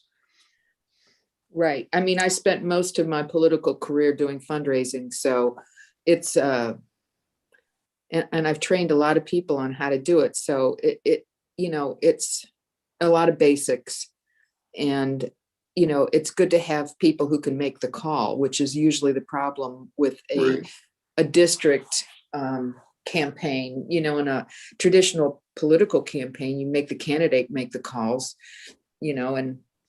and other people give him or her names to call, but that candidate's responsible. So that's not what we have. And I don't see that we'd be asking any of our employees or faculty or any of that to make those calls. So it's good to have those people that we can turn to make some of those calls, because my job was always to sit next to the person and encourage them and tell them, oh yeah, make sure you ask about their daughter who's in med school, or little details that help them understand, oh yeah, this person really knows me and they really care about me. And so that's how, I think people- Margaret from Greater St. Louis Inc. is going to be that, a part of that setting Oh, up the yes. organization. And she a and Dr. person Wright that knows I that, did so train it's good. I did train her, and she went on to be Governor Nixon's fundraiser for many, many years, which I'm glad she did it, not me. He's pretty tough in fundraising. So highly qualified folks. I don't know, Kevin, I didn't memorize the order of that. One of the most important things for us to talk about in this workshop is the actual timing of the potential levy. And the recent conversations with actually both of the companies that are considering being, have applied to be our support. They both suggested that we think about November rather than our previous plan has been, or thinking about doing August 3rd. We don't have the budget. We don't have the survey yet, so we don't know exactly what our level of support. And if it was overwhelming support, then maybe we wouldn't want to hold off. But there's two pieces of logic that I think are important for this board to think about as to why we would put off the election until November. One is just the opportunity to expand what we've started, which is working on branding and helping the community as best we can know about the college, know how important we are. A lot of that is just information, and some of that could be getting Dr. Pittman out to do 20 different events and have him kind of carrying the flag for the college. And then at some point that the Vote Yes group would kind of move in and do a lot of that. Dr. Wright and Candace Carter Oliver, they think about doing some advertisements of various kinds, but also doing some speaking on behalf of the issue. So I think the thought was if you're going to do that, you need some time to do that, and doing it over the summer makes sense. And November would then give us some time to be back in a more normal school, give the students who've already volunteered, at least the student organizations have volunteered to help, give them some time to think about, how can they actually do that? What does it look like to canvass? A lot of canvassing now is more in a social media sense, reaching out to people. So if we do it too fast, we lose some of those opportunities. And initially I was like, well, I just want to pass it. But now I realize I don't just want to pass it. I want the community to know why they passed it and what a great opportunity, similar to our reaction to Megan's presentation from Arcturus, is that, you know, we're transforming the college for the current needs of the community and of our students. And we want people to really kind of be excited about that. So taking some time to do that. There's also a second reason, a political reason, and I don't know if Dr. Pittman wants to comment on this, but this year in the state legislature, there's been quite a bit of discussion about whether or not school districts should be able to run campaigns in these small elections because I think, I don't know that this law is going to pass or that there's going to be any change, but there's at least been discussion that it seems to some of the legislators that it's sort of an effort to circumvent the normal airing of issues and instead kind of put something on August is actually probably the poster child for their argument.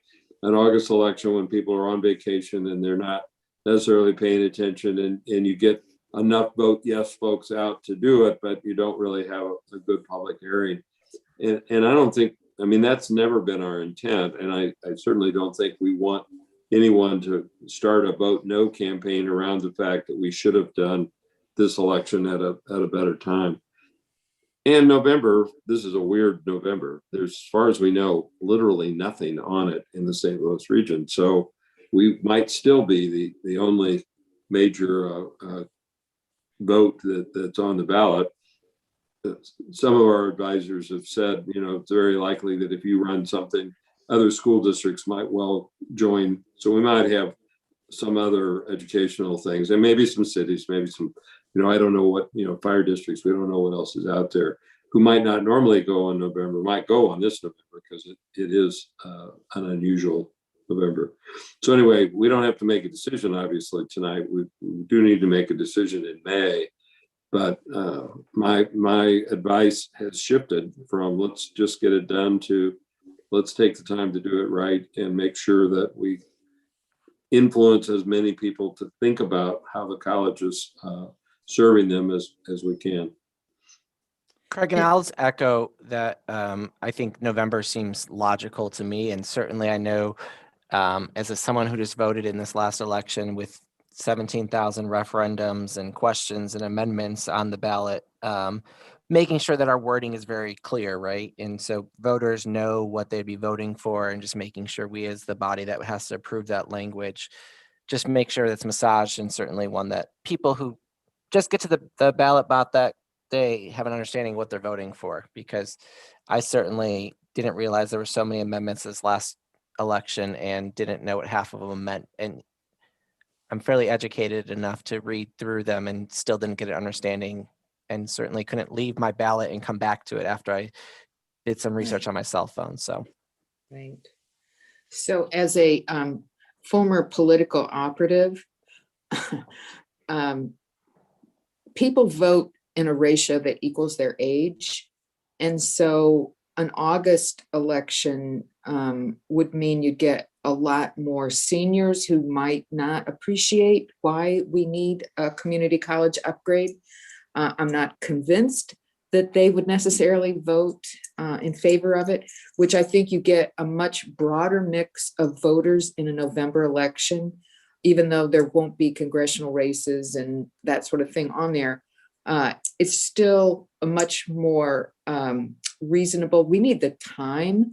We need to build that momentum. We need to show people what we're talking about with improvements, because I think those visuals really move people to do what we know will be the best thing for the region. So that's my comment. Just building that momentum. The only thing you really have in a campaign is time.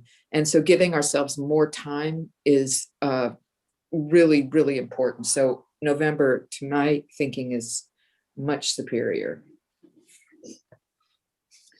So if no one has an argument against that, that's probably I where we're agree. going to go. One of the parts of this campaign that'll be different for me and maybe for all of us is that millennials are now a major part of the actual folks who come out to vote. And, you know, those millennials weren't voting Now they are, and reaching them takes quite a different set of strategies and different kind of messages. So I'm not an expert on that, but boy, we got a lot of free advice from one of our interviews who wanted to make sure that if they took this on, they weren't trying to run it in August. They just thought that would potentially be a disaster. Yeah, yeah.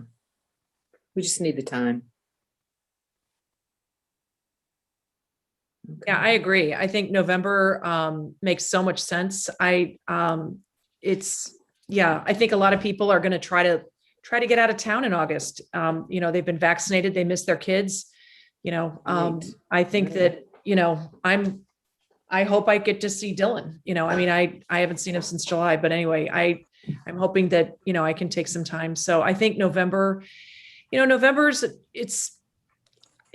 I don't know. When I think about voting, I think about November. I mean, obviously there's different elections all throughout, but I think November, there's some gravitas to November. And again, I agree on the time. I think that, if we can come up with some ways to reach those, millennium kids and, take it to,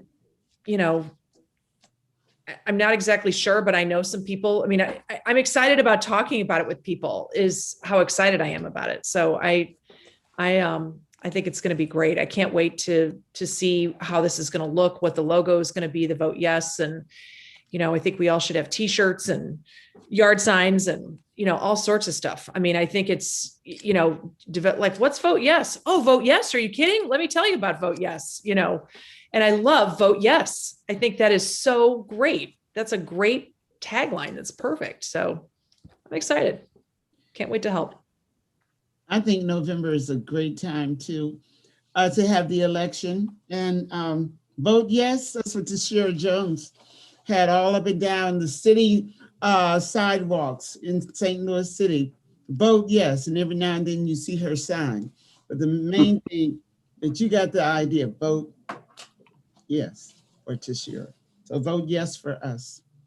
Mm-hmm. And we get a chance to speak with one voice. And I'm looking for that one voice, that message, that elevator message that we will all have and know what to say when we encounter our voters, our people. Well, the two firms we're talking to both are experts at helping you spin the story, not spin it in a negative way, but just what's going to move people, what's your real message. And I think that's going to be very helpful for all of us as trustees, but it's really going to be helpful for the college to solidify how do we talk to people about the importance of St. Louis Community College, the importance to individuals, but also the importance to employers. We know that that's a message that we care about, and there's no lack of focus on our part, but how do we spread that? How do we sell that? And I think this is actually going to be maybe one of the most important parts of the campaign, is that branding, that focusing, that getting the word out, having the elevator speech, having citizens who are not normally involved with us campaigning on our behalf because there's a benefit to their corporation or to the student population that they care a lot about. So I think it really makes a lot of sense to hire well, get some good background, get some good support, but use the time.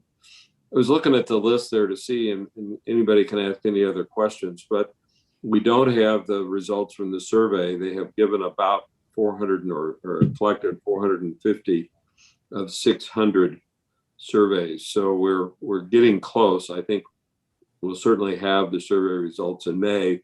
Putting the campaign off into November helps us. We can use that data better. We'll have more time to look at it. Probably be good for Ken DeSiegart to know we're willing to meet with him in May and kind of look at it in more depth. And I think he'll probably come over and actually have a workshop with us. We did get a good question and learned the answer that the vote is across the whole region. So you don't have to have the city and the county, which often happens in some campaigns, have to both vote for it. It's just a 50% plus one vote for the whole area that we serve. So that's all of St. Louis County, all of the city, in those small parts of Franklin and Jefferson. For your information, when it failed in 06, it passed pretty handily in the city, about 57%, but failed by about 47 to 53 in the county. So that's going to be a very important part of us building the campaign, is, advertising to the various parts of our region effectively, so that we get the 50% across the board.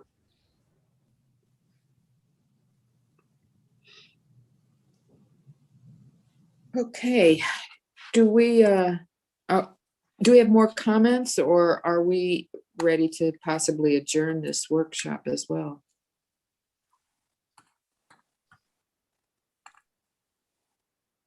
It's actually been very helpful for me to be able to share these ideas and have you kind of give me the informal feedback that lets me know that we can move forward. So, and how to move forward. So it's very helpful. Okay. Jeff, you have anything to add? I'm just ready to get out and tell our story some more. We're getting kind of bored being stuck indoors. Yes. So in a lot of ways, the timing of this might be really good if you're thinking about November, because it gives us a little more time to get out and kind of talk about the rebirth of St. Louis Community College to our community, and get people excited about it. So yeah, let's go whenever you're ready. Let's plan on another workshop in May when we can look at the results of the survey, get direction from that, and then by then I think the Vote Yes committee will probably have a recommendation. I mean, we select the company that we're, the committee select the company that we're going to work with, but obviously we're going to do that in tandem with the college feeling comfortable. And I've been careful not to say the names because we are public, but these are known entities. Nobody's going to be surprised when we make this selection. Right. We just have to do the fundraising to pay the bill. Okay.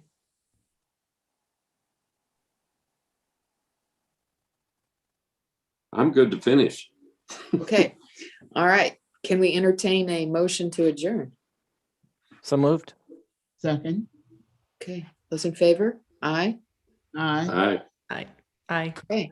Thanks again, Congratulations Pam to our and new. Annie. I look forward to working with you. Yeah, you Yeah. guys too. I'll need, all the help, and I'm here to learn. I'm here to learn, and I'm here to, be of service to all of us and to the students and everybody in charge, everybody.